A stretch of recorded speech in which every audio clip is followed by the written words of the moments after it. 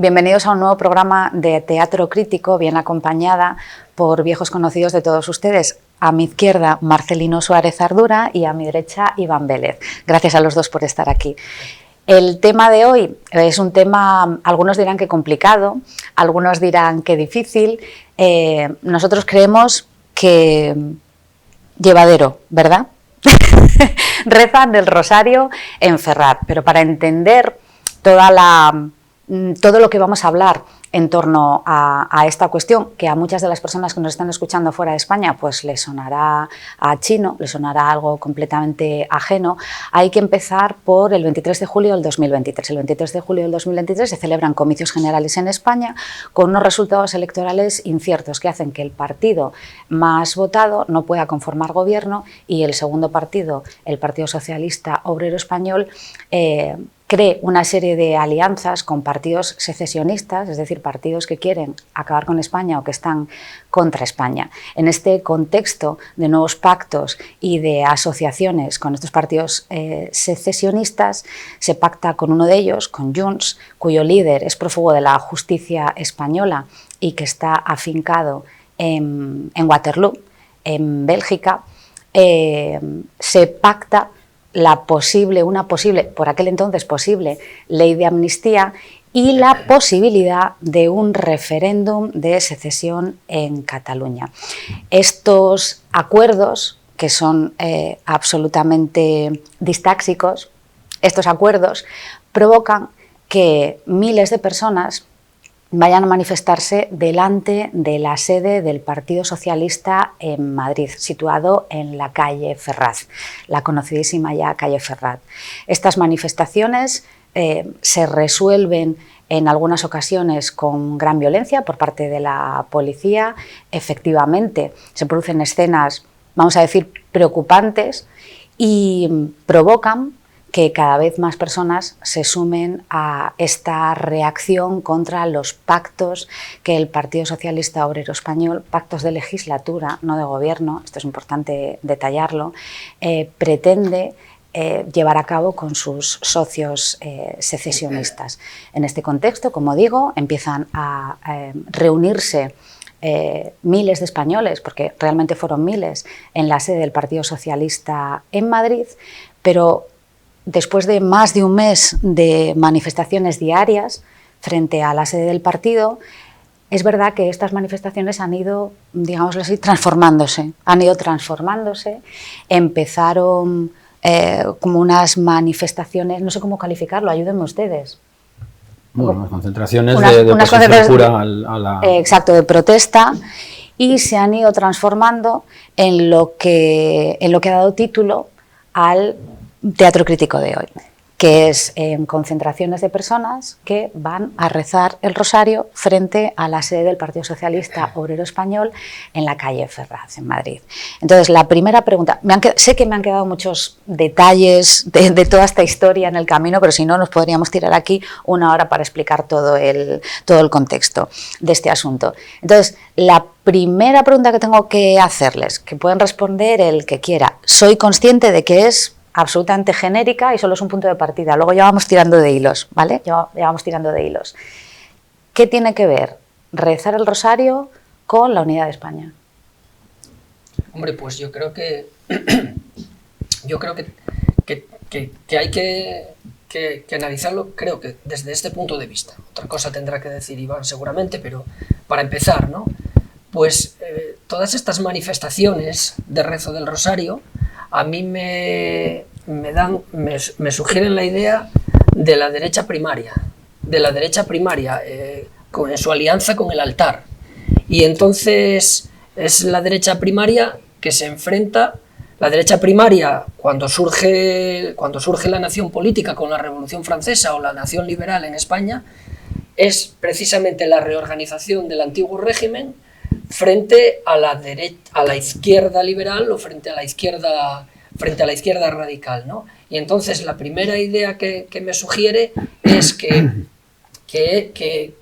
las connotaciones que se desprenden del rezo del rosario nos pone pues ante un tipo de actitud que tiene que ver mucho con dígase lo que se diga, con la derecha primaria, con esa derecha que resulta de la reorganización del antiguo régimen, ¿no? Y en ese sentido, aún admitiendo que es legítima la manifestación frente a la osadía del Partido Socialista y sus secuaces para conseguir la amnistía, incluso la secesión a través del referéndum, pues me parece que les están dando los argumentos a los propios que quieren hacer la secesión, muchos de los cuales son de ultraderechas, como Junts o el Partido Nacionalista Vasco, para acusar a estos, sobre todo lo que es la opinión pública, de derecha reaccionaria. Y entonces, porque esto resulta un mar de confusión a la altura del siglo en que vivimos y a la altura de la evolución de la nación política española. Me parece que se podría ir por ahí, ¿no? Sí, yo básicamente estoy de acuerdo con Marcelino. Creo que es una visión muy clásica también, no es nada nuevo, providencialista, de la realidad y de la política. Y ya que has apelado o has citado el antiguo régimen, esto nos lleva, aquí lo hemos dicho muchas veces, ¿no?, a esa doble perspectiva: por el imperio hacia Dios, por Dios hacia el imperio, ¿no? Y de algún modo estamos, o están, quienes rezan el rosario. Yo he estado varias veces en Ferraz, sin rosario, he de decirlo. Creo que están, pues, apelando a eso, a un providencialismo que vendría a salvar a España. Esa es un poco la idea que yo creo que se maneja. Me parece que es un desplazamiento de lo estrictamente político, que es el combate, y me parece muy legítimo, por supuesto. Y luego ya entraríamos en ese polígono de fuerzas: quién reza el rosario, quién no lo reza, qué símbolos se exhiben frente a la sede de Ferraz. Y la resultante es, creo, en ese sentido, pues el intento de bloquear ese proceso de amnistía y de secesión. En eso no hay ninguna discusión. Pero sí que es verdad que esta facción tan concreta, de algún modo se ha ido abriendo paso, porque todavía hay mucha gente que cree en eso, o tiene una visión providencialista de la vida y de la política en general. Y de algún modo, esto nos remitiría históricamente a tiempos muy remotos, ¿no? ¿Quién considera que España es un producto estrictamente católico frente a lo que tenemos en la actualidad, que es un efecto, como se quiera llamar, un efecto puramente político, sin perjuicio, evidentemente, del sustrato religioso que tiene toda nación, de mucha simbología que sin duda hay que mantener por cuestiones de prudencia política, me parece a mí, frente sobre todo a las alternativas que se están planteando. Y ese sería un poco mi comentario inicial. Creo que es una visión providencialista, que estoy de acuerdo contigo en que puede de algún modo reafirmar a los que se oponen, porque piensan que la única alternativa puede ser eso. Sí, y además hay que tener también otra cuestión, porque cuando se hicieron las manifestaciones, que a mí me parecen legítimas, porque los españoles que creen que la amnistía y que la secesión es como una suerte de robo, como una suerte de componenda frente a lo que siempre fue España, pues están legitimados en ir a manifestarse ante las sedes de los partidos políticos, ahora el PSOE, pero el que fuera, con el fin de llamar la atención sobre esto. La cuestión es que estas manifestaciones, según la opinión pública, pues, y es lo que buscaban, a mi juicio, pues tuvieron también pues conatos de violencia, lo que dicen que son conatos de violencia, ¿no? Y entonces, claro, esta respuesta del rezo del rosario es como si fuese una respuesta frente a esa violencia de la que se le están acusando. Pero claro, la cuestión está en que la violencia no solo se puede aplicar empujando, sino que se puede aplicar haciendo caso omiso a la petición del resto de los españoles, o haciendo oídos sordos a lo que se les está diciendo de que es un robo, de que no se puede conceder un referéndum ni una amnistía. Esa es una violencia que es la violencia, pues, de suprimir a los individuos que protestan, de apagarles la voz no haciéndoles caso. Entonces a esa violencia pues no están haciendo caso, ¿no? Y ese pacifismo, porque claro, lo que subyace aquí es una suerte de pacifismo fundamentalista, tan claro como el que expresa muchas veces la izquierda cuando se opone, pues, por ejemplo, a la entrada en Gaza por parte de Israel, etcétera, etcétera, etcétera. Incluso, Marcelino, tan análogo al que esgrimen los secesionistas cuando dicen: no, solamente he puesto una urna, solo quiero opinar, quiero decidir. Claro. Lo que no se entiende aquí, por parte de muchos, es la violencia implícita que lleva el hecho de decidir sobre la soberanía nacional. Sí, sí, Esa es la clave, yo creo. Y en ese sentido, yo creo que lo que ha pasado en Ferraz, porque ya son muchos días, es que, como toda protesta callejera, hay siempre grupos que tratan de capitalizarla. Esto se vio en el 15M en su momento, y de ahí salieron pingües beneficios para algunos, ¿no? Como es bien sabido. Al principio, como decía Sharon, hubo cargas policiales, y de algún modo esto es una vía, entre comillas, Gandhi, una vía pacífica, para decir, bueno, sí, está bien visto eso. Creemos que nos desmarcamos de los esquijes, vamos a decirlo claramente, como se le quiera llamar, ¿no? O de la extrema derecha. Es que claro, que ya la terminología es un caos completo, ¿no? Sí, sí, completo. Y entonces nos ocupamos ese espacio que evidentemente, claro, os cuesta mucho trabajo creer que un policía va a cargar contra alguien que reza el rosario, ya es una cosa completamente injustificada. Creo que sobrepasó esa vía. Ha habido otras. Yo he estado como 3 o 4 noches en Ferraz y, claro, yo veía más o menos grupúsculos, corrientes que buscan su espacio, y cuando desaparece uno es ocupado por la otra.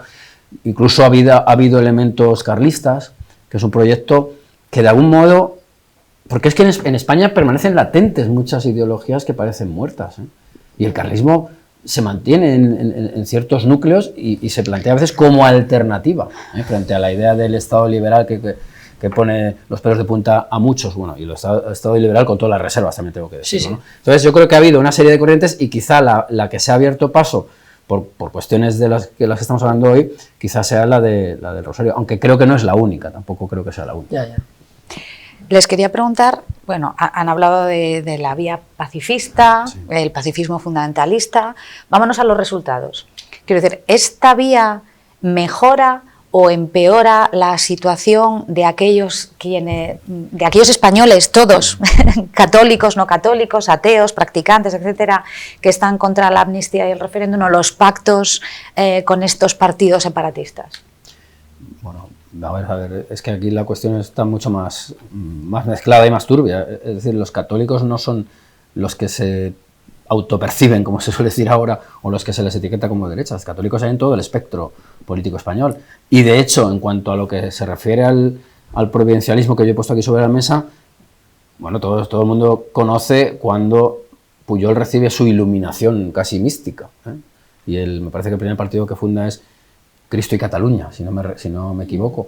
Es decir, que estas corrientes están presentes en muchos sectores de la población española. Yo, que he estado 3 años trabajando en Sevilla, creo que lo dije ayer, claro, debajo de los pasos de la Semana Santa no va solamente la gente de derecha. Es decir, que la cuestión religiosa en España es mucho más compleja de lo que parece, pero mucho más. Sí, pero a falta, efectivamente, es una situación muchísimo más compleja. Sin embargo, la lectura que se está haciendo es muy simple, no sencilla, simple. Y les pregunto por qué pasa esto. ¿Por qué se está haciendo esta lectura simplista del asunto? Bueno, yo no... Claro, saber por qué se hace una lectura simplista, ¿no? Yo seguramente porque quienes hacen la lectura se acogen a ideas y a conceptos que son completamente trasnochados y que no se enfrentan verdaderamente a la realidad, y entonces, pues eso, conceptos que están o que aparecen envueltos en la nematología pues pacifista o en la nematología religiosa a la que pertenecen, y entonces pues no les da más de sí, ¿no?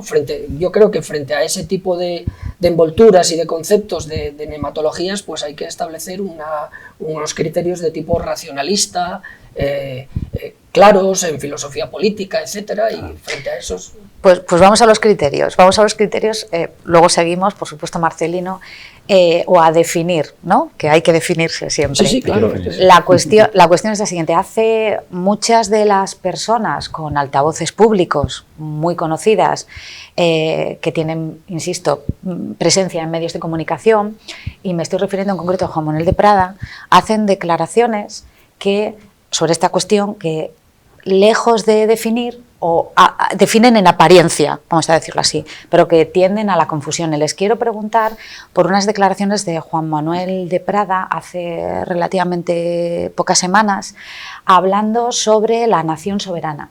Le preguntaron si creía que Cataluña era una nación soberana y dijo no lo es, pero tampoco es España. Entonces, a propósito de esto de las protestas de Ferraz, estaban hablando. Yo me acojo a la idea que sugirió Iván Vélez, ¿no? Lo que está funcionando en este señor es una concepción providencialista. Yo creo que Perdón, de la historia. añado, porque se me ha olvidado decirlo y es imperdonable, que dijo, ni Cataluña es una nación soberana, ni España es una nación soberana, porque Claro. soberano solo es Dios. Quiero decir, esta es la coletilla importante. Claro, ahí está la cuestión providencialista, ¿no? Totalmente. Entonces, claro, lo que está diciendo en última instancia es que solamente la ciudad de Dios es la que tiene de alguna manera vigencia, que es San Agustín. Es un agustinismo político. Es agustinismo lo que está detrás de todo está Dios. Es la misma postura que de alguna manera ha tomado la Iglesia con respecto a la amnistía y con respecto a la secesión. Aquí el no mojarse de la Iglesia es esto. El que está detrás de todo al final es Dios, y a Dios no le importa que haya 17 naciones por las autonomías o que haya una nación política. Pero la cuestión no es esta. La cuestión es que ese Dios del que está hablando pues no interviene en la historia en absoluto, claro. Y ese Dios, o esa idea de Dios esa idea providencialista de Dios, pues es una cáscara vacía. Hablaba ayer Iván de cáscara vacía, y por lo tanto no se puede andar. Lo que denota denota que en este señor está funcionando una nematología determinada, una ideología determinada, que le impide tener una concepción clara y distinta de lo que es la nación. Esa concepción está bloqueando la idea de nación. Por eso, a lo que acude a lo mejor es a definiciones de diccionario, que están más sucias todavía que las definiciones de tal o cual filósofo o lo que sea, con lo cual no se puede actuar con definiciones de diccionario. Mire usted el diccionario, no se puede actuar con ese tipo de definiciones. Yo añadiría que también hay que decir que Dios. Sí, claro. El soberano es Dios. Creo que son las manifestaciones de Prada. Bueno, pero ¿qué Dios? Los dioses no son todos iguales. Sí, claro. Y menos aún las religiones, porque yo entiendo, es que no lo sé, claro, estas manifestaciones tan, a mi juicio, tan extrañas, que es Dios quien opera en el ámbito político, quien decide, por ejemplo, por poner un ejemplo muy burdo, quien decide dónde van los fondos Next Generation, por ejemplo. No, evidentemente no. Quiere decir que habría una especie de mecanismos entre el soberano y la realidad inmediata que de algún modo creo yo que corregirían algunos designios divinos. Es que es una cosa rarísima, ¿no? Pero es que además los dioses llevan aparejados una serie de instituciones religiosas, ¿no? Y claro, no es lo mismo la Iglesia católica que la protestante, que la islámica. Que de hecho además entre la protestante y la islámica había unas concomitancias que crean ciertas semejanzas en la línea de las teocracias. Entonces claro, ahí de Prada lo que tendría que hacer es matizar mucho más, aunque yo evidentemente no estoy de acuerdo, pero por lo menos que matizara, ¿no? Que diga, oye, ¿es el Dios católico o no lo es? Y claro, yo creo que eso es a mí me parece un despropósito, vamos. Sí, yo en eso estoy completamente de acuerdo, ¿no? Pensaba también que de alguna manera él habrá que suponer que piensa en el Dios católico, seguramente. Supongo, claro. y que además tiene una concepción del futuro y de la historia como si fuese una suerte de ciencia de simple inteligencia, que se decía en la polémica de Ausilis, ¿no? Entonces, claro, está todo ya escrito y solamente Dios es soberano, pero claro, esto en primer lugar se enfrenta pues a las otras religiones, se enfrenta a las otras religiones, al Islam, al protestantismo y a religiones orientales, etcétera, y al judaísmo. Por lo tanto, ya tienen, salvo que saque la carta de debajo de la manga y diga, no, es que aquí hay muchas religiones, pero solo una religiosidad. Entonces, pero claro, ese Dios entonces es un Dios que aparece sin ningún tipo de atributos y puede ser un Dios, es el Dios de la teología natural, pero ya no de la teología natural. Aparentemente, no lo sé, yo no sé lo que piensa de Prada, da la impresión de que él está hablando de un Dios o de un teísmo, está manejando un teísmo con una intervención en la realidad. Creo que es eso, pero claro, los efectos cuáles son, ¿no? Es verdaderamente asombroso. Y claro, en ese sentido, pues todo estaría bien, claro, todo movimiento secesionista sería admisible, porque como la soberanía, además, en cualquier caso está en posturas, evidentemente, del antiguo régimen. La soberanía la da Dios a los pueblos y esta se la entrega a un soberano. En este caso no habría un soberano, ¿no? Es una cosa rarísima. Es la derecha primaria, sí, lo que decíamos antes. Y además otra cosa, ¿no? Yo he visto que este polígrafo pues hablaba de una suerte de nación liberal y una suerte de nación histórica, y realmente se está moviendo, claro, porque no nos está hablando de cosas reales, nos está hablando de concepciones, de ideologías. Es decir, la nación política efectiva, la nación política real, es una cosa, y la concepción que los liberales tienen de cómo se configura esa nación es distinta de la concepción, llamémosle la concepción individualista, que es la concepción individual, frente a la concepción comunalista, que es la concepción, diríamos, del romanticismo alemán. Y entonces eso es lo que él llama la concepción histórica, historicista de alguna manera, ¿no? La concepción historicista. Este tipo de concepciones son concepciones, es decir, son envolturas, no son la nación política funcionando. La nación política tiene mucho que ver con procesos reales históricos, que como decía ayer Iván, tiene mucho que ver con el suelo sobre el que nos asentamos y con los individuos, con la nación biológica, es decir, con los individuos, etcétera, etcétera. Perdón, procesos reales históricos que les pregunto, ¿son mejor percibidos por los partidos secesionistas que por determinadas facciones del resto de partidos? Hombre, yo creo y de ahí los resultados, evidentemente, porque los resultados van a ser, desde su punto de vista, excelentes. Al final se va a aprobar una ley de amnistía en el Congreso de los Diputados de España, algo absolutamente sorprendente. Hay que recordar que la amnistía es para amnistiar a personas que cometieron un golpe de Estado. Que cometieron un golpe de Estado en España, que sacaron unas urnas, que como decía antes Iván Vélez, solo fueron urnas. No, hombre, no. Estabas pretendiendo sacar unas urnas para romper España, quiero decir, para robar, como tú comentabas antes. Sí, yo creo que va por otros derroteros, ¿no? Aquí Spinoza, las ideas oscuras y confusas se siguen unas de otras con la misma causalidad que si fuesen claras y distintas. Y está clarísimo. Quiero decir que las ideologías, independientemente de la falsedad de su constructo, pues pueden convencer a las gentes, a imbéciles morales que se acogen a ellas y además pues indolentes y en general vagos, que no se dedican a estudiar un poco con profundidad estas cosas y que se acogen. También lo decía Iván ayer, y disculpa que te cite tanto, pero decías por qué la publicidad y la propaganda a través de la publicidad televisiva tiene mucha fuerza en la gente, y la gente no se para en barras para analizar cosas, sino que coge 4 o 5 ideas y es con eso con lo que funciona, y además se las creen y se las tragan. Sí. Bien. Aquí en España, por ejemplo, claro, con la excepción de muy pocos partidos políticos, todo el mundo se ha tragado, yo incluso creo que la monarquía también se ha tragado el tema de la diversidad y de la identidad por la diversidad de cada uno. Y los programas que llevaron a cabo lo que se ha llamado nacionalidades históricas, que también fue otro invento, como el País Vasco o como Cataluña, esos programas de normalización lingüística, etcétera, etcétera, se están repitiendo en el resto de los lugares. Y si no tienen la lengua ya la inventarán. Sí. Y por el ceceo y el seseo inventan el andaluz y inventan también la lengua en Aragón y así sucesivamente. Y siguen el mismo proceso. Es decir, son ideas completamente, como diría Gracián, que ni parecen ni son. Y resulta que se están tragando, como si se las tragan. Y aparecen en los discursos de la monarquía, aparecen en los discursos del presidente de gobierno, etcétera. Y hay muy pocas personas o muy pocos grupos o partidos que tengan una concepción clara de la historia de España y de la constitución o de la naturaleza constitutiva de nación política que es España. No, yo antes hablaba del provincialismo, pero es que porque claro, aquí todo acaba pues, digamos, dividido por el maniqueísmo reinante, ¿no? en grupos, en compartimentos casi estancos, ¿no? En un lado estaría el provincialismo, los que creen que Dios va a salvar a España. España se salvará, dijo Unamuno, creo, en las últimas palabras incluso, ¿no? Es decir, la cosa tiene su recorrido, ¿no?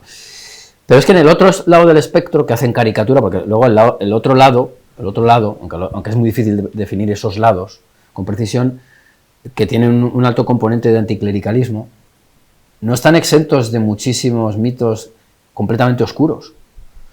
El de la cultura, concretamente, el que tú estás planteando. Y por lo que respecta a su relación con la historia común, lo que hacen es una abstracción de la nación histórica, concretamente, y cultivan, yo lo he dicho muchas veces, creo que es una tesis que se puede sostener, cultivan cierto indigenismo. Ellos se apartan de todo el periodo donde funciona la soberanía de Dios, concretamente, el periodo imperial. Sí. Y están pues en un mundo étnico, en lo lingüístico, y en eso se mueven, Ahora, el salto mortal que se da a la actualidad, porque evidentemente no pueden seguir cultivando ese mundo que por otra parte no existió, pues tienen que aderezarlo con una serie de componentes nuevos, el wokismo por ir a lo más inmediato y más común, ¿no?, de lo que estamos viendo hoy por hoy. Pero es que ese mundo del wokismo conlleva una serie de ideas oscuras y confusas tremendo, casi tan oscuras como las que se ven al otro lado del espectro, de estos dos espectros que estamos manejando. O sea, que en realidad el racionalismo aquí tiene poco espacio en esta cuestión, vamos. Sí, es así. No sé si querías... No. Es que antes habías mencionado, que acaba de decirlo también Iván, son 4 o 5 ideas, decía, son 4 o 5 ideas que están funcionando, que son oscuras, confusas, pero que funcionan muy bien. Otra pregunta que sé que probablemente me odiarán cuando la haga, ¿no? Porque me dirán, bueno, menuda pregunta más chusca que está haciendo, pero hay que hacerla. Bueno, ¿y por qué estas 4 o 5 ideas y no 4 o 5 que sean claras y distintas? ¿Por qué estas 4 o 5 ideas que son oscuras y confusas? Bueno, O por volver al tema de los rezos, que no quiero que nos desviemos demasiado. ¿Por qué Ferraz se ha llenado de gente que, insisto, cree, piensa y no se ha sustituido por otra que tampoco tiene por qué sustituirse, simplemente tiene que incorporarse, no tiene por qué sustituirse en modo alguno, que cree que la única opción para librar a España de la amnistía o de los pactos con los partidos secesionistas o de un posible referéndum en Cataluña de secesión, se tiene que rezar. Bueno, yo diría que aquí también interviene mucho el paso de los días, el agotamiento, y creo también, probablemente muchos de los que están allí son pues católicos que se han sentido dañados, atracados, y que es una forma de reafirmarse también. Hay que entender que puede ser una de las claves, Sí, hay que tener en cuenta también la persecución, por decirlo así, por parte del gobierno y de los socios del gobierno a las porque una de las cosas que oía yo en la gente que participa en estos actos, pues es el hecho de decir, nosotros no... Quieren relegarnos a nuestros interiores, como si la cuestión religiosa fuese una cuestión privada, que cada uno sea... Y entonces lo que están haciendo es una respuesta, es decir, el catolicismo es una cuestión pública y entonces lo hacemos también en la calle, no solo es una cuestión privada, que es a donde nos quieren, hacia donde nos empujan. Y entonces eso es una respuesta en ese sentido. Es una respuesta con el rosario, pero hay que ver también que es una respuesta de alguna manera política, de expresión de su libertad también, ¿no? Sí, a eso me refiero yo con la reafirmación, que sea acertada o no sea acertada para la cuestión de la nación política. De todas formas, es muy difícil, porque, por ejemplo, desde la educación hasta los medios, pues que hacen una educación no reglada, claro, pero que hacen una educación difusa, los medios también, pues está todo en manos de estas ideas, que son ideas fuerza y que dan dinero, por otra parte. Es decir, el nacionalista que defiende la esencia del vasquismo como descendiente de Jafet, ¿no?, que se decía claro, esto lo analiza Julio Caro Baroja, como los vascos descendientes de pues los semitas, los camitas y los descendientes de Jafet son los vascos. Entonces, como descendientes de Jafet, pues es que esa ideología, esa envoltura ideológica que atraviesa todo el sistema de una u otra manera, con el primitivismo o indigenismo del que habla Iván, pues resulta que al final está dando dinero, porque está dando dinero a ediciones de libros en euskera, a certámenes de literatura, etcétera, etcétera. Y esos programas, esos planes que están en el ortograma independentista, pues se están aplicando al resto de las comunidades autónomas. Claro, es una industria. Con lo cual es una contradicción, porque si todas las comunidades autónomas van contra España, que nos aprieta y que nos atosiga, entonces ¿dónde está España? Claro. Yo creo que está en el kilómetro cero de la Puerta del Sol, ¿no? Claro, concentrada. Claro. Sí, es verdad. Yo creo es que en realidad los movimientos secesionistas o nacionalistas que se están dando en España lo que son también es una gran industria. Es una gran industria, porque lo que hacen son estructuras miméticas respecto al Estado de referencia, que es el Estado español, la nación española, o el Estado en este caso en cuanto a esas estructuras. Claro, eso hay que dotarlo de contenido, de presupuesto, de personal, y es una verdadera industria. Luego, incluso, por volver al tema de la Iglesia, bueno, en Cataluña ya sabemos los campanarios qué banderas colgaban. Sí, sí. Es decir, que los ajustes son hasta de las propias iglesias. Vamos a decirlo, las banderas secesionistas. Ah, bueno, sí, evidentemente, claro. Para sí, la sí, gente sí. que no esté banderas al tanto. secesionistas. En el País Vasco, qué decir, ¿no? Claro. Qué decir. Yo vi hace poco un documental de Iñaki Arteta que me espeluznó, ¿no? Porque hablaba un clérigo pues con muy poca piedad hacia una víctima de ETA, ¿no?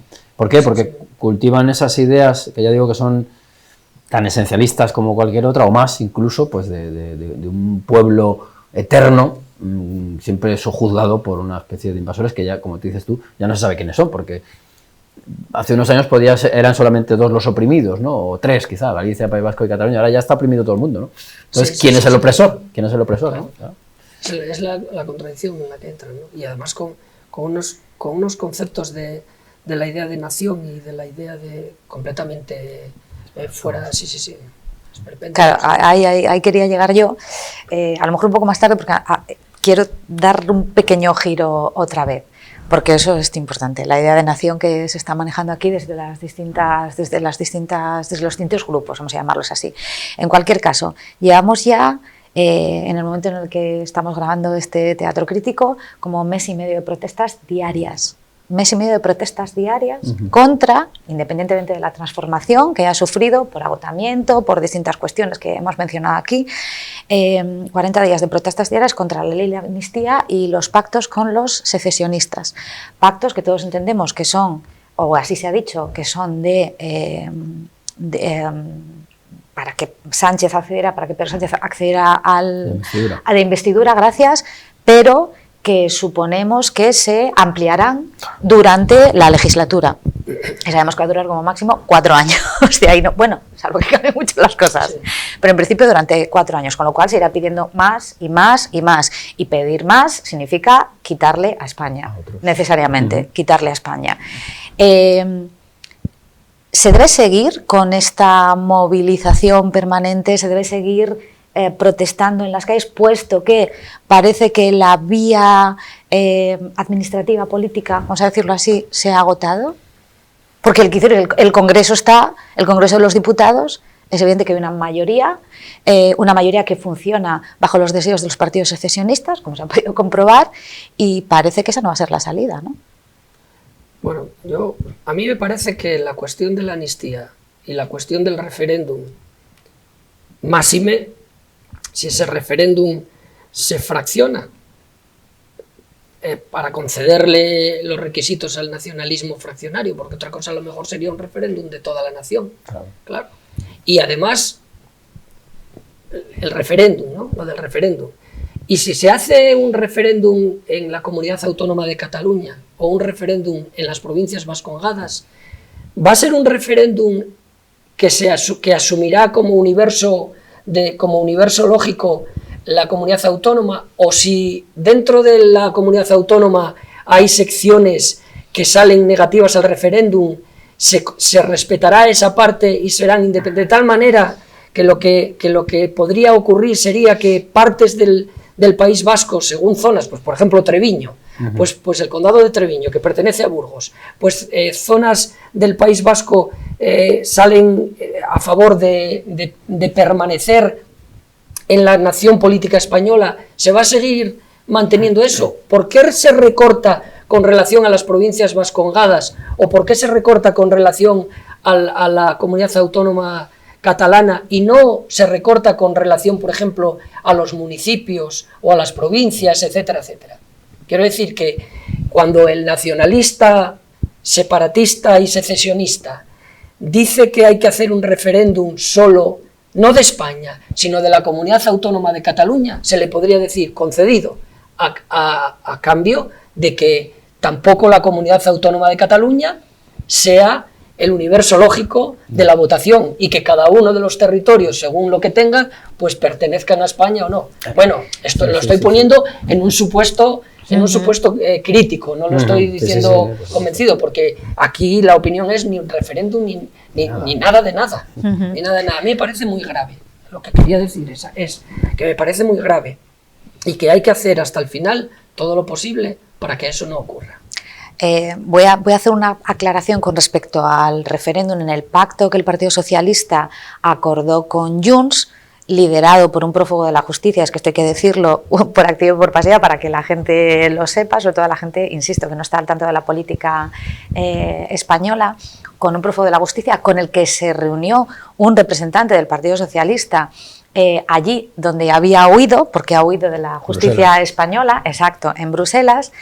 Hay que decir, y pongo la tirita antes de la herida, porque esto ya lo he escuchado en varias ocasiones, la ley de amnistía está hecha, o sea, se va a amnistiar a golpistas, no hay, porque tienen mayoría en el Congreso, pero con respecto al referéndum se ha dicho, bueno, es que el referéndum no se ha prometido, no, evidentemente, o sea, es que era lo que faltaba después de la ley de la amnistía, que se prometiera un referéndum, pero en ese pacto sí que se abre la puerta a la posibilidad de que exista un referéndum, lo cual ya es tremendamente grave. Lo digo porque va a haber gente que diga, bueno, es que están hablando del referéndum y el referéndum no se prometió. No, efectivamente, en el pacto no se ha prometido, pero sí que se ha prometido que se hablará sobre ese referéndum. Sí, todo conspira, como se suele decir, para que ese referéndum se celebre, pero lo que dice Marcelino es muy interesante, ¿no? Por ejemplo, en Cataluña hace unos años se puso en marcha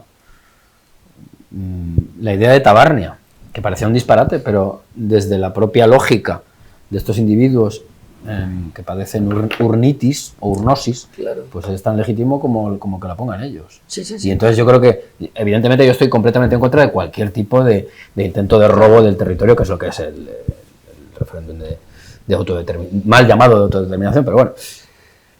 Pero claro, es que habría que acotar los ámbitos de decisión territoriales, volvemos otra vez al territorio, al territorio. Y luego yo creo que ayer lo comenté también, bueno, y el día después, ¿qué pasa? ¿En qué condición, qué pasa? Que se encapsula, por ejemplo, en Cataluña, con el territorio actualmente configurado por Cataluña, que son 4 provincias españolas, ya dejarían de serlo, por supuesto. Todos los que al día siguiente siguen estando allí, ¿se les otorga la nacionalidad catalana de inmediato? ¿Eso está calculado? Y evidentemente estamos ya yendo demasiado lejos, ¿eh? Yo creo que esto es una cosa pues casi especulativa, ¿no? Pero es que, como mínimo, ya que se va a hacer semejante atrocidad, que ya digo que todo parece indicar que se va a hacer, deberían explicarlo. Porque también a la hora de decidir, y estoy concediendo, insisto, demasiado, la gente tiene que saber a qué atenerse, ¿no? ¿Usted qué estatus tiene? Usted que vive en Lérida, yo me empadrono mañana en Lérida y si se decide que soy ya un catalán desposeído de la nacionalidad española, es que claro, las cosas son más complicadas de lo que parece. Como se dice, se trataría, esto, a ver, estoy de acuerdo con lo que dice Iván, es un experimento mental, si cabe esa expresión. Hay que aclararlo, ¿eh? Sí, es un experimento mental, porque de lo que se trata es de nada de referéndum y nada de nada. Porque decidir ya hacer el referéndum y decidir hacerlo en un sitio implica conceder lo que se está preguntando en el referéndum. Pero por hacer el experimento mental, entre comillas lo de experimento mental, porque ya sabemos que es una especie de Bacillelmo o de hierro de madera, como decía Gustavo Bueno, ¿no? Pues la cuestión es esta, que hay que llevar a las máximas consecuencias el fundamentalismo democrático procedimental de esta gente. Y entonces, si en tal municipio, si en Sabadell o en Barcelona sale mayoría, nos atenemos a lo que diga esta mayoría y no juntamos los votos en una especie de circunscripción única y decidimos en global lo que sale. Porque si se decide en global, entonces no se aplica, estaríamos otra vez, claro, en el antiguo régimen, ¿no? Como cuando se decidía en los estados generales franceses el voto, no por cabeza, que decía Sieyès, ¿no? Que era lo que pedía Sieyès, sino por estado, es decir, por estamento. Entonces esto es lo que quieren, ¿no?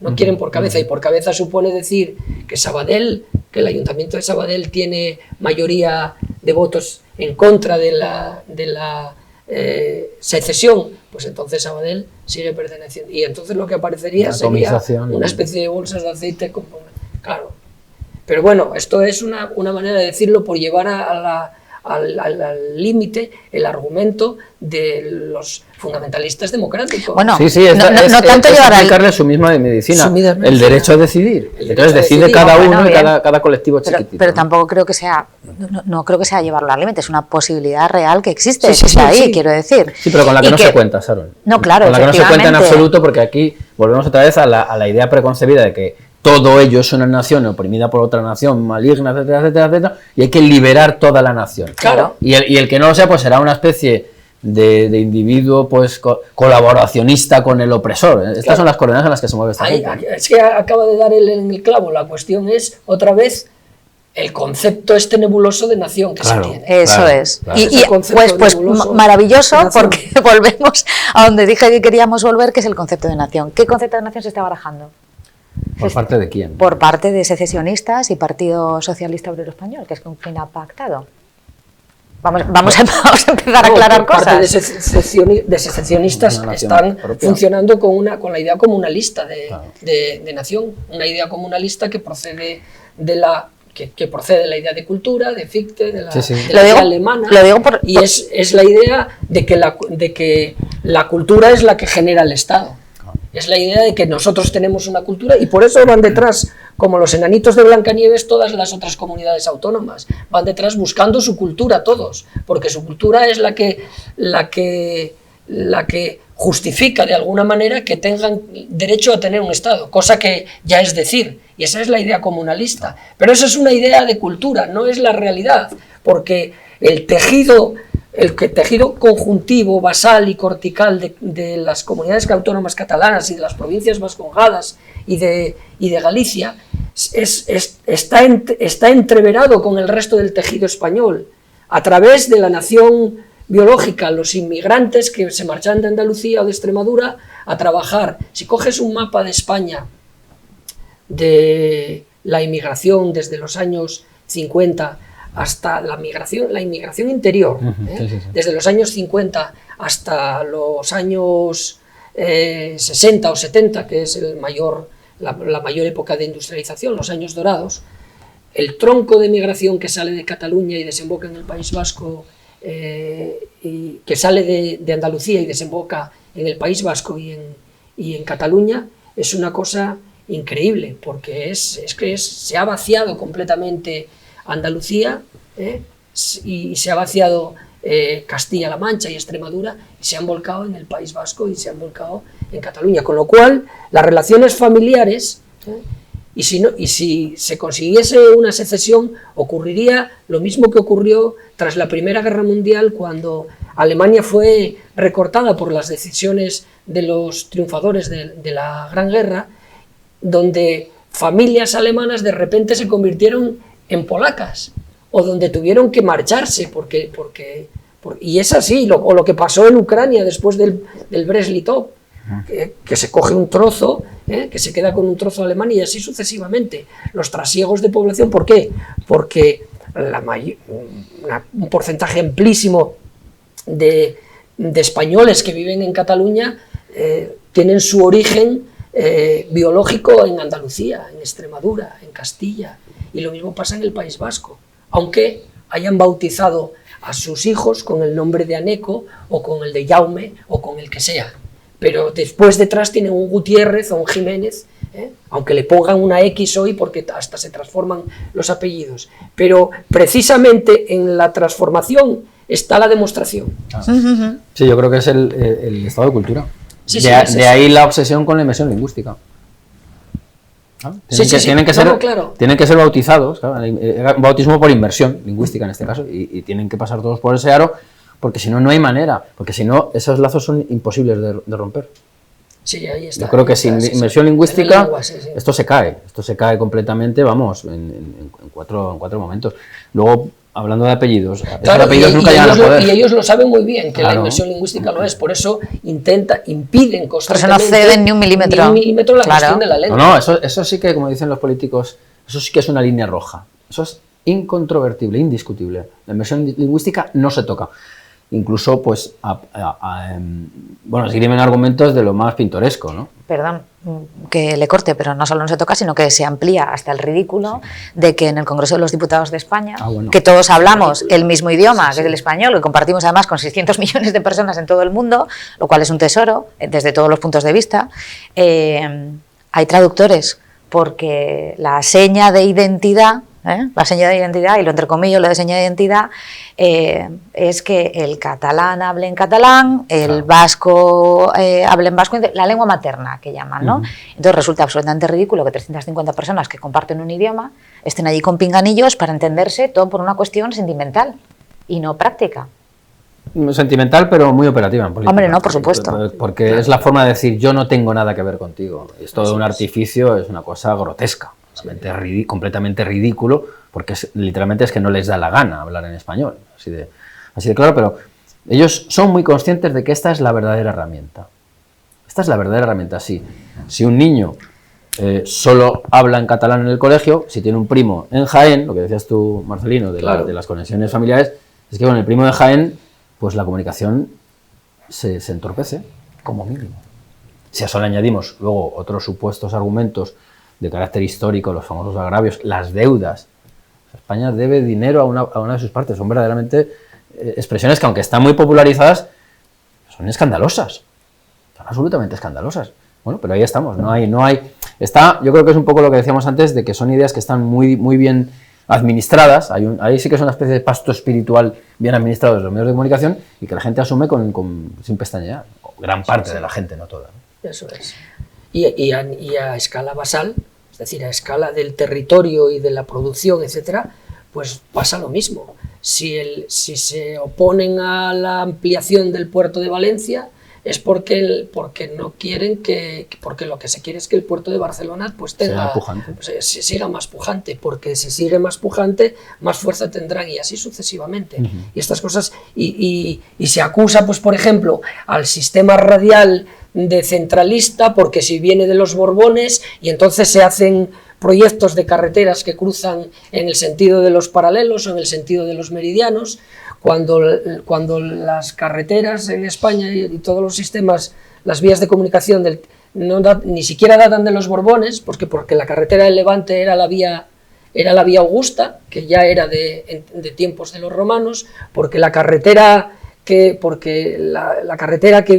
sigue el Camino de Santiago pues ya existía también en tiempo romano, la Vía de la Plata lo mismo, y las que se presupone que ampliaron los Borbones del sistema central para que todo pase de Madrid, era porque Madrid era el punto central desde donde estaba todo, y que tampoco es de la época de los Borbones, porque ya Felipe II tenía todo el sistema de correos en forma radial, es decir, porque era la mejor manera de ir a Flandes y pasar a la vez por Zaragoza y así sucesivamente, que fue por donde huyó pues Antonio Pérez, ¿no? Claro.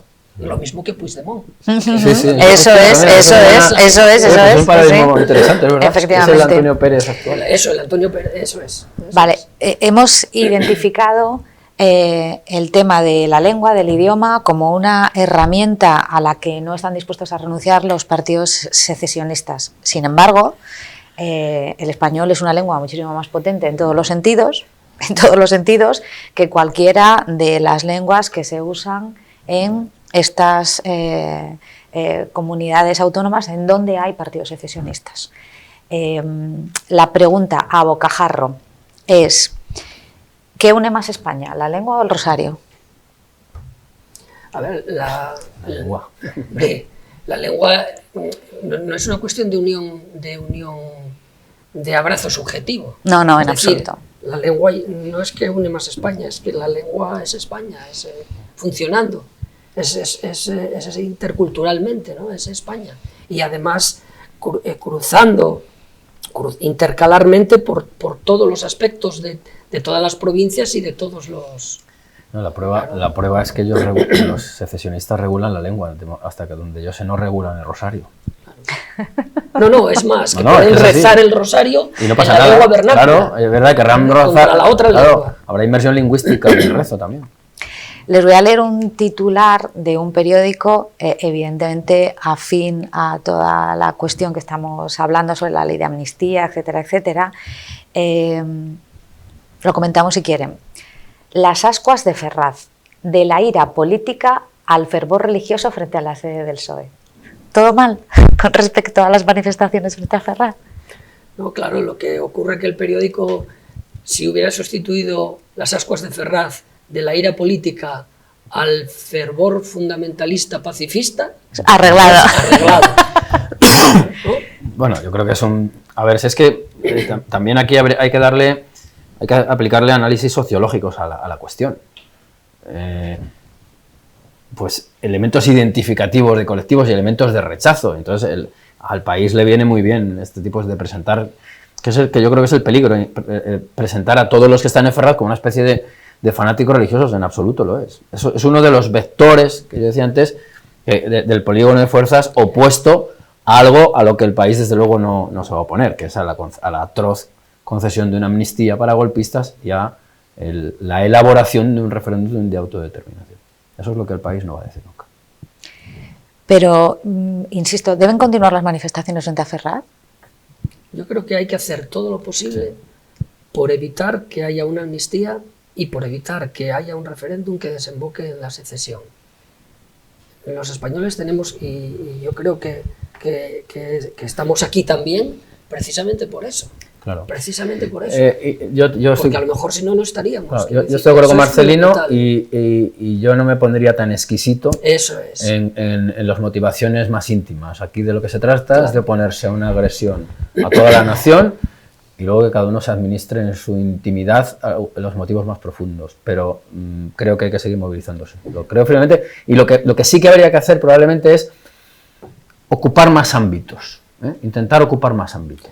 Cuando la guerra de Irak se produjeron multitudinarias manifestaciones antiguerra y lo mismo iban personas pertenecientes a grupúsculos minoritarios políticos, al movimiento comunista, a la Liga Comunista Revolucionaria de tendencia trotskista, a grupos maoístas, incluso anarquistas de CNT o de CGT, acudían a estas manifestaciones a la vez que acudían también pues monjas de convento, curas, parroquias, etcétera, etcétera. Y nadie hacía ascos a nadie. ¿Por qué? Porque parecía que estaba claro que contra la guerra de Irak aquello era tan pacifismo fundamentalista, si se quiere, y sin embargo todo el mundo, nadie expulsó a nadie, ni las monjas expulsaban a los de la Liga Comunista Revolucionaria, ni los de la Liga. ¿Por qué? Porque todo se trataba de sumar.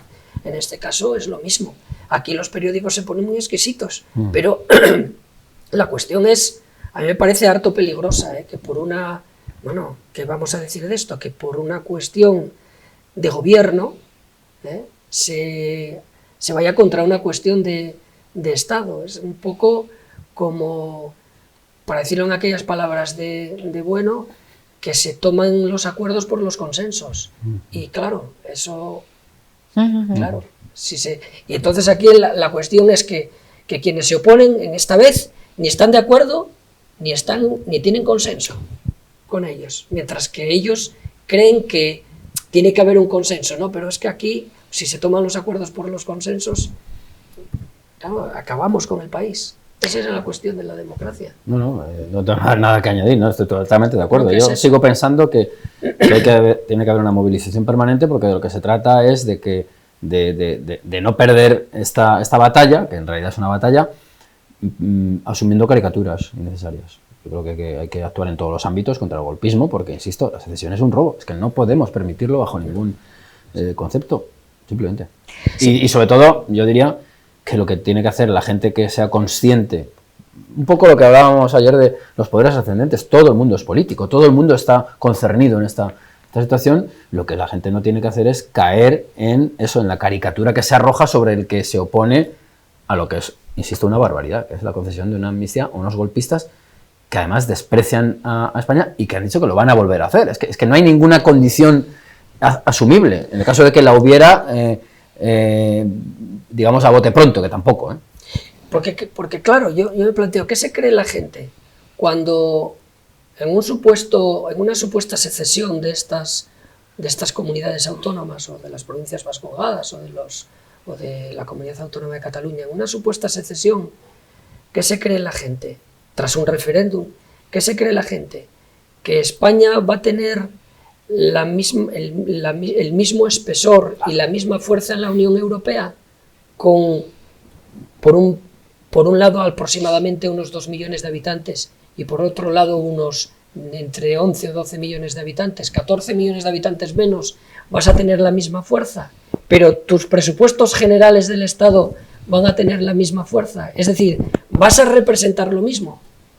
¿Cómo va a repercutir esto, por ejemplo, en las pensiones de los millones de pensionistas españoles que tienen pensiones en España? ¿Van a tener la misma pensión o se les va a quitar la parte alícuota para entregársela a esas comunidades autónomas? ¿Los profesores van a tener el mismo organigrama en las escuelas? Y así sucesivamente. Es decir, parece que no está afectando. Dice, bueno, oye, yo he oído a gente, si se quieren ir, que se vayan. ¿Cómo es esto? No, ¿cómo es? Pues si se quieren ir, que se vayan, tú también te vas con ellos. Claro, Bueno, yo creo que es una reducción, la famosa tabla de de los 9 poderes políticos, es una reducción de la política, de los que manejan esta perspectiva, a la de la capa conjuntiva, claro, pura y dura, a un mundo bien visto eso, estrictamente cerrado en los hemiciclos, ¿no, señor? El territorio, los recursos, los sectores productivos, ¿qué queda de ellos? ¿Cómo se ven afectados? Eso no se dice nunca. Claro, claro. Y luego nos hemos olvidado, que ya la hemos traído aquí a colación, de un rótulo maravilloso, que es la Nación de Naciones, que parece que es la papilla con la que todo el mundo traga todas las cuestiones relativas a la secesión o incluso a la amnistía, que es la Nación de Naciones. Si quieren hablamos un poco de esto, que la cosa es divertida. Sobre todo el primero que... Bueno, ya venía de antes, pero digamos que él lo recuperó, ¿no? Lo recuperó, la Nación de Naciones, que es... Yo creo que es una aberración geométrica casi, ¿no? Lo digo porque el actual ministro de Política Territorial de España, elegido hace muy poquito tiempo, ha dicho en unas declaraciones en la prensa nacional, dice, yo creo en las distintas, que en España hay distintas naciones y nacionalidades, y se queda tan ancho. Bueno, que eso lo diga un ministro, como si lo dice un burro. Mismo. Ya decía Gracián que podemos encontrar vulgo hasta en las altas esferas. Quiere decir que la vulgaridad y los, no sé cómo decirlos, ¿no? Indolentes y vagos que no se preocupan de ver que esa formulación Nación de Naciones es como si dices árbol de árboles. Ya. Porque árbol de árboles, un árbol es un árbol y tiene ramas y tiene cañas, raíces y tronco, pero no árboles. Pero por ir a hacer de abogado del diablo, no es lo mismo que yo, que no ocupo ningún cargo en ningún ministerio, diga que España es una nación de naciones, que lo diga un ministro que tiene capacidad de decisión. Hombre, claro, por eso hay que decir, y capacidad de ejecución. Por eso hay que decir, en contrapartida, lo de Gracián. Es decir, lo habrá dicho un ministro, pero este ministro, al decirlo, se ha convertido en una persona vulgar, completamente vulgar e indolente, por no molestarse en saber qué está diciendo. Porque eso desde el punto de vista lógico no tiene ninguna agarradera de ningún tipo.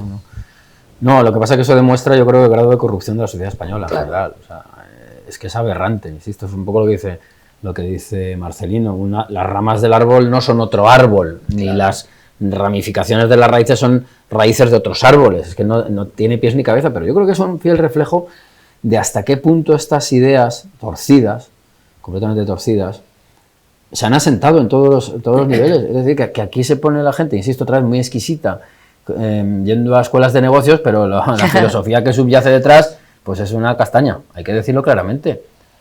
Hay gente que se mueve, está muy de moda, ¿no? En la pura gestión, la gestión, pero ¿y los fundamentos de esa gestión dónde están? Entonces, en este caso además, el señor debería, como mínimo, es una nación de naciones, aceptamos otra vez el experimento mental que decíamos antes, ¿no? Bueno, pues díganos, caballero, cuántas naciones hay en España. Yo quiero saberlas, quiero salir de dudas. Recordemos que Maragall decía que había Cataluña, me parece, Cataluña, País Vasco y Galicia, y que al otro había que buscarle un nombre. Me parece, algo así. Era la tesis de Herrero de Miñón. Claro.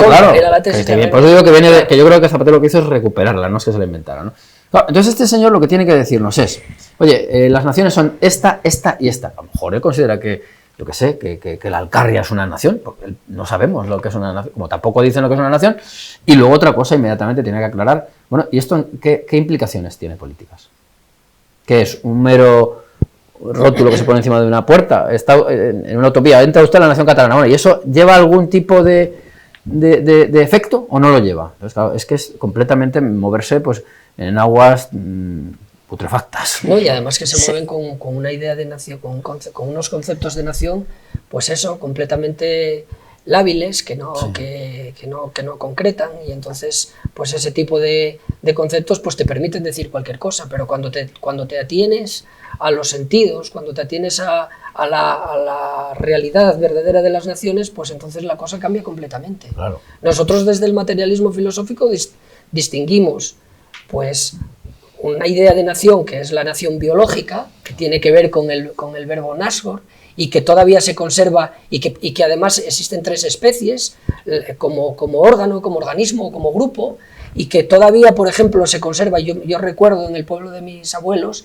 cómo llamaban nación a la vulva de la vaca cuando estaba a punto de nacer una cría. Y decían, hay que mirar la nación de la vaca para ver si va a romper aguas o no va a romper aguas, es decir, ahí, o la nación de los dientes, y que es un concepto completamente oblicuo, que no es un concepto recto, es decir, bolígrafo, deístico, recto, pero tú cuando dices nación de los dientes todavía no existen, y entonces te estás poniendo en el lugar de que los dientes han nacido, claro. Y es un concepto oblicuo. Y después está la nación a la que hacía referencia la nación biológica, que es la nación que tiene que ver con la natalidad, la mortalidad, etcétera, que es la nación, los grupos. Los Habsburgo, por ejemplo, pues son una nación biológica que se pueden hilar a través de estemas, a través de los estemas históricos, y ver cómo toda esa familia va ocupando las coronas de distintos países de Europa.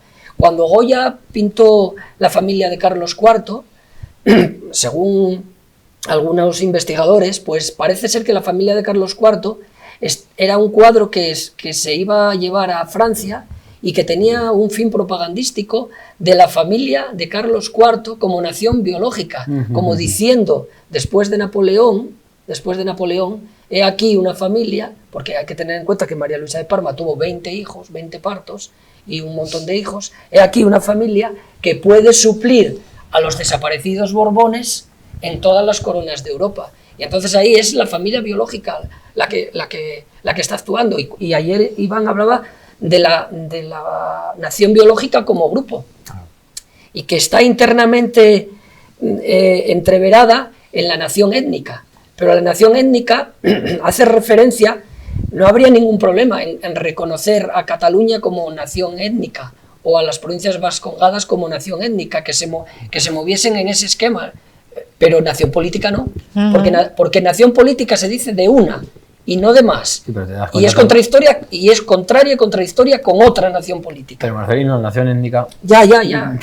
Ellos les va a dar igual, que ellos están pensando en lo otro. Hombre, que aquí la ambigüedad es completa. Claro. A ellos les dicen, sí, reconozco que tienes componentes muy específicos, que a ver quién no los tiene, por otra parte. Que a ver quién no los tiene en España. Sí, claro. O sea, ¿qué pasa? Que en Extremadura no tienen tradiciones, no tienen giros lingüísticos, es todo completamente... Claro. Mi abuela era extremeña y mi otra abuela era de Cuenca, y tenían términos a veces diferentes, ¿por qué? Por la propia cerrazón, digamos, de esas sociedades en su región. Un poco lo que hablábamos ayer de que, bueno, no renegaba de un regionalismo sano y lógico y normal, que nadie discute, que yo creo que la nación étnica que tú dices que se les puede conceder, pues es, oye, sí, tienes cierto regionalismo. Eso es. Que bueno, vale, pues no vamos allá. Claro, que hablas en catalán, pues claro. Pues, ¿quién duda de que puedas hablar en catalán? Asturias es un caso concretísimo, muy ilustrativo. Asturias ha tenido los bables, ahora ya no, ahora es la lingua, ¿no? ¿Cómo se llama? Sí. Ahora ya es un proceso mimético. La lingua, que yo siempre he pensado, yo no le llamo asturiano, yo siempre lo he llamado bable de la academia. Vale. Porque sería un bable más artificial, pero bueno, es una cosa mía, y que yo lo concibo como una especie de huevo de cuco, porque lo mismo que el cuco se instala en los nidos de otras aves y al final se los desplaza el huevo y se lo come, si no, pues el bable de la academia se va metiendo en los distintos valles y va desplazando los bables particulares y queriendo comérselo a todo. No los desplaza, los arrasa, Los los aniquila. Pero que por no centrarnos siempre... Perdón, por otro lado, quiero decir que eso termina con la verdadera riqueza o diversidad. Quiero decir que es absolutamente ridículo, es un discurso loco. Que la apelación constante a la pluralidad de España, si son ellos los mayores enemigos. Sí. Porque si la pluralidad en las cuestiones lingüísticas nos arrojaría yo qué sé, 70 variedades lingüísticas, estos las van a reducir a 17. Díselo a los defensores del aranés, por eso, que están constantemente contra el catalán. Por eso, porque se lo comen. Claro, porque se lo comen. Y entonces, esta gente, bueno, utiliza unas argucias verdaderamente groseras, pero como se les permite, pues siguen avanzando. Pero desde luego, volviendo un poco al tema del regionalismo, ¿alguien puede negar que Asturias tiene unas connotaciones regionales evidentes? Una gastronomía o un traje típico, la montera picona, yo qué sé, elementos de los que vosotros conoceréis mejor que yo seguramente, ¿no? Sí. Nadie. Ahora, ¿eso te da asiento en la ONU? Claro. ¿Eso te permite mandar un embajador que hable de tú a tú en París?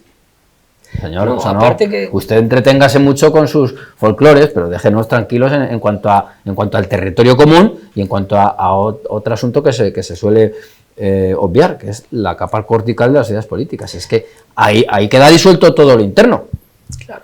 No, y aparte que cuando te sitúas en la nación étnica, en la montera picona o el espetec o qué sé yo, pues lo que sea, de los bailes regionales de Bilbao, de donde sea, te pones en una escala antropológica, que es una escala que no tiene nada que ver con la escala histórica, política, que es la escala de la historia universal y que sería más o menos lo que hablaba Marx y Engels en su momento de naciones con historia y naciones sin historia. Claro, es así, las naciones con historia es la nación política.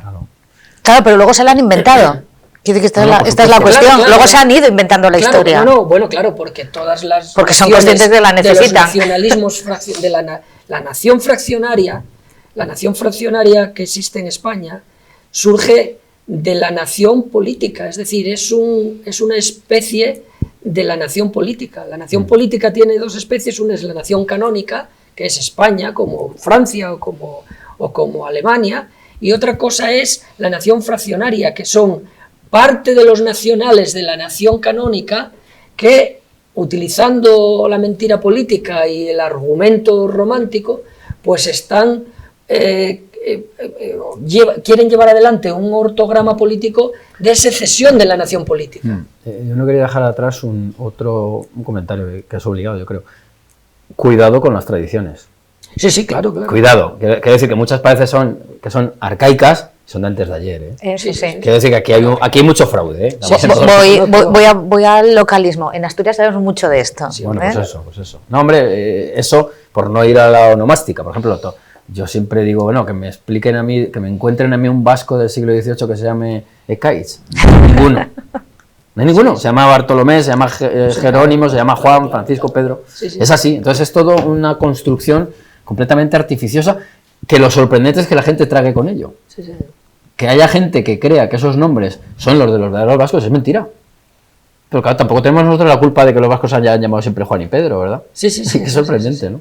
Yo siempre recuerdo un libro de Erich Hobsbawm, ¿no? Sí. Por cierto, un autor al que cita bastante bueno en España frente a Europa, que se titula La invención de la tradición y que hablaba del Kili y del tartán escoceses, y donde él demostraba que la falda escocesa en la vida había existido hasta el siglo XVIII, que los escoceses antiguos llevaban una suerte de pantalón y que la gaita tampoco era algo propio de los escoceses, acaso de los irlandeses, porque los escoceses tocaban otro tipo de instrumentos, pero a partir de las necesidades de la revolución industrial de vender ese tipo de faldas con cuadros y esa especie de manto que se cruza por el pecho, pues que eso dio lugar a que se hiciese toda una especie de nematología envoltoria de esa industria textil con los nombres de los Macallan y de etcétera, y que era todo falso. Y eso lo dice Erich Hobsbawm, que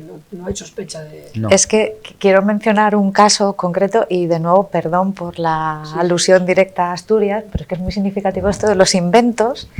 hay una figura que pretende sustituir a Papá Noel, aquí en Asturias, que se llama el angulero, efectivamente. Marcelino sabe bien de lo que voy a hablar. Sí. Entonces, si tú entras en la Wikipedia en Lingua, en Neolengua, tú lees el angulero.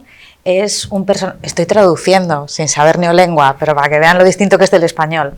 El angulero es un personaje de ficción de la cultura popular asturiana que se encarga de traer regalos a los niños. Así empieza. Y unos párrafos más abajo puedes leer: el angulero es una criatura creada por la asociación Garabuxada en el año 2008. O sea, arcaico, ¿no? De personaje de la tradición asturiana, que así es como se presenta, más abajo dice, no, pero esto se creó en el 2008. Y esto está constantemente funcionando. Y la gente ve la mitología, todo ese tipo de cuestiones. No, lo que pasa es que además ellos utilizan mucho la sinécdoque, ¿no? Es decir, buscan un rasgo folclórico, cultural, localísimo, y luego ya lo expanden a los quicios teóricamente naturales de su comunidad. Yo no sé si bueno, parece ser que no, pero bueno, si hubiera habido un angulero en un valle recóndito de Asturias, yo dice, no, es que esas son las verdaderas esencias. Sí. Oye, tú eres un mal asturiano si no, bueno, esto lo ven niños, no podemos decir que entran los regalos, pero tú eres un mal asturiano si no viene el angulero a tu casa. Es que así funciona todo esto. Es verdaderamente una cosa que no quería dejarme pasar también. Como estos programas también lo ve gente de Hispanoamérica, hablando de la antigüedad o no de las tradiciones, a mí me maravillan los bombines que llevan las mujeres bolivianas, bombines que parecen de Londres. Y yo digo, esto, supongo que algún sombrero llevarían en el mundo prehispánico, pero este no puede ser. Este es algo que quiero decir, y se asume como tal. Por lo tanto, esto de las tradiciones es un terreno tremendamente resbaladizo. Bueno, tremendamente. Yo creo que, si no me equivoco, de una lectura que hice, que la cuestión de los trajes iberoamericanos y tal es de la época de Carlos III, del 18. Del 18. No, en España también, también. O sea, quiero decir que se establecen así y se hace así, es un programa político y ya está. Porque claro, de ahí fueron tirando, pues, sobre todo después de la supresión de los fueros, de los decretos de nueva planta y tal, empiezan a surgir los foralistas, y de los foralistas va a venir todo el carlismo también, las guerras carlistas, después de morir Fernando VII en 1833, pues 10 años de guerras carlistas, y después de las guerras carlistas empiezan a aparecer los autores, o a la vez también, los autores foralistas, y estos autores foralistas son los que dan la cebada de la que se alimentan el resto de especímenes que vienen luego, los nacionalistas, etcétera. Y a base de comer cebada, pues entonces estos lodos. Se me olvidó comentar, también por despiste, lo confieso, que Ángel Víctor Torres, que es el ministro de Política Territorial, que dijo que España estaba formada, era una nación de naciones, y se quedó tan ancho, como dije antes, es también ministro de Memoria Democrática, porque el ministerio es Ministerio de Política Territorial y Memoria Democrática. A lo mejor esto arroja un poco de luz con respecto a las declaraciones. No, pues sí la arroja. Claro. Sí la arroja, porque el discurso oficial de algunas regiones es que durante el franquismo estuvieron oprimidas. La arroja perfectamente. El caso de Cataluña es evidente. Entonces sí la arroja, y tiene su sentido que le den esas dos carteras, porque es seguir congraciando a los socios secesionistas. Sí. Por poner ni siquiera una guinda, ¿no? Pero bueno, de acuerdo con... Y sobre todo lo que se ve es cómo los nombres de los ministerios no están pedidos por la materia, es decir, no son nombres objetivos, como puede ser el Ministerio de Hacienda o tal, sino que algunos ministerios aquí aparecen como nombres ad hoc, totalmente, expresamente por las componendas tal, ¿no? Lo que quiere decir que lo mismo que son 20 y tantos, podían ser 16 si se atuviesen a criterios formalmente políticos, etcétera, pero no, aquí se están creando los ministerios. Bueno, ¿qué hace falta esto? No te preocupes, que le ponemos el nombre. Claro, además, ¿dónde metes en la famosa tabla que estamos utilizando como estructura? ¿Dónde metes en qué poder político metes la memoria democrática? ¿En cuál? Claro. Pues no, porque además en todo caso estaría cruzando por los... Claro, por todos. Sí, claro. La respuesta por parte del gobierno sería estructural y transversal. Bueno. Que son dos palabras que son maravillosas, se utilizan para absolutamente todo y lo justifican todo. Este tipo de ministerios son los mismos que desempeñan las funciones que desempeñaba el que Goebbels manejaba en bueno, además en que Alemania, maravilloso. Que es el de propaganda. Claro, política territorial cuando se están cediendo competencias a las comunidades autónomas cada vez más. Es que es una cosa, es un vacío, ministerio, claro. Exacto, es un ministerio, bueno, un ministerio ideológico. No, por supuesto. Claro, absolutamente. Absolutamente. Bueno, una de las cosas más fantásticas que tiene Teatro Crítico es que empezamos con un tema y de repente nos vamos desviando, yendo y volviendo, progresos y regresos, voy a hacer la broma, pero vamos a finalizar ya, y para que la gente no se quede con mal sabor de boca o piense que les hemos timado o engañado de cualquier manera, quiero que hagan un último comentario sobre el tema que nos ha traído aquí a los tres hoy, que es rezan el rosario en Ferraz. Así que un último comentario, si lo quieren hacer, y si no, pues tampoco pasa nada, la gente sabrá disculparles, así que ustedes mismos. No lo sé, yo lo que sí me gustaría decir es lo siguiente, lo que es que España es una nación política, lo que significa que es incompatible con otras naciones políticas, de donde se deduce el corolario, nada de amnistía y nada de secesión, y que es una nación política que se formó tras no que está insuflada por el Espíritu Santo, sino ni por la soberanía divina, sino que se formó tras la transformación del antiguo régimen, y según la cual hay un proceso de olización en el que participa en aquel momento la izquierda liberal, los liberales españoles, que es de donde aparece el nombre. Y esta nación política que fue creada por la izquierda liberal por el proceso de olización, proceso que significa que todos los españoles, sin perjuicio de su cumplimiento, porque eso es lo de menos aquí, que todos los españoles somos iguales ante la ley y en cualquier parte del territorio, es por lo que hay que mantenerse luchando, y que si el rezo del rosario viene bien para eso, pues bienvenido sea, aunque yo tema que no va a servir para eso, sino para que te acusen de ser una derecha reaccionaria. Pero en todo caso, lo que quería hacer hincapié es eso, que España es una nación política y que no cabe confundirla como nación política con las naciones fraccionarias que representan los ortogramas secesionistas, ni cabe confundirla con las naciones étnicas ni nada. Y que la característica fundamental de la nación política es que es incompatible en el contexto del momento histórico en el que vive con otras naciones políticas, tanto internas como externas. Y por eso España no es Marruecos ni Francia, claro. Pero tampoco cabe compatibilizar la nación política española con la nación vasca, porque eso significa la secesión y, por lo tanto, nada de nación de naciones, por supuesto. Eso me gustaría acabar. Yo creo que Marcelino lo ha dicho todo. No puedo quitar ni poner una coma. Estoy totalmente de acuerdo. Creo que ahora mismo la situación es tan grave que hay que ir con todo. Hay que ir con todo y luego ya discutiremos, ¿no? Sí. Las metodologías. Creo que hay que ir con todo, hay que intentar frenar este proceso y ya digo, ya habrá tiempo luego de discutir. Pero vamos, está claro que estamos ante un ataque a la nación española, de la cual deben defenderse los españoles sin ninguna fuerza ajena a ellos. Muy bien, pues terminamos aquí. Les doy las gracias a los dos por acompañarnos a todos en este Teatro Crítico. Gracias, por supuesto, a Iván Álvarez, que es el hombre en la sombra y que hace que todo esto funcione, que nos oigan, que nos vean, etcétera, etcétera.